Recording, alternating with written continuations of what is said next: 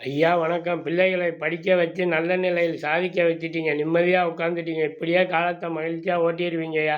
நீங்கள் என்னையா பரபரப்பாக இருக்கீங்க? தேர்தல் வரப்போகுது. கூட்டம் மாநாடு போட்டு அமக்கலப்படுத்திடுவீங்க. நம்ம மாநாட்டுக்கு வாங்கய்யா. நீங்கள் எந்த கூட்டத்துக்கும் போக மாட்டீங்க. வீட்டில் இருந்துக்கிட்டே நேரில் கூட்டத்தில் கலந்து கொண்டவர்களுக்கும் தெரியாததையும் டிவியில் பேப்பரில் பார்த்து தெளிவாக தெரிஞ்சுக்கிட்டு சொல்லுவீங்க. ஒவ்வொரு கட்சிகளும் தன் பலத்தை காட்ட மற்ற கட்சிகளை விட போட்டி போட்டுக்கொண்டு பல ஆயிரக்கணக்கில் லட்சக்கணக்கில் தொண்டர்களை திரட்டி மாநாடு கூட்டங்கள் நடத்துகிறார்கள். ஒரே இடத்தில் ஒரே நாளில் கூட்டம் சேருவதால் அருகில் உள்ள மக்கள் சுற்றுவட்டாரத்தில் உள்ள பொதுமக்களுக்கும் எவ்வளவு பாதிப்புகளை உண்டாக்குகிறது.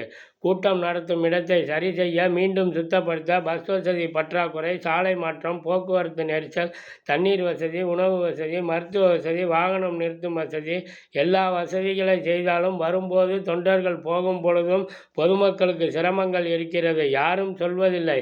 தன் கட்சிகள் கூட்டங்கள் மாநாடுகள் நடத்தும் போது பாதிப்புகள் இல்லை என்று சொல்வதுதான் நடைமுறையில் உள்ளது. ஐயா, கட்சிகளுக்கு தேர்தல் முக்கியம்.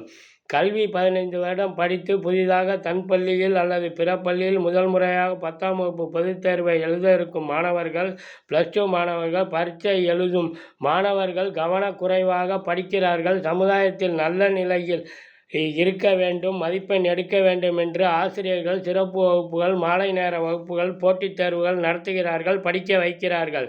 டியூஷனுக்கும் செல்கின்றனர். படிப்பில் சாதிக்க வைக்க பல முயற்சிகளை செய்ய பெற்றோரும் சேர்ந்து ஊக்கப்படுத்துகிறார்கள்.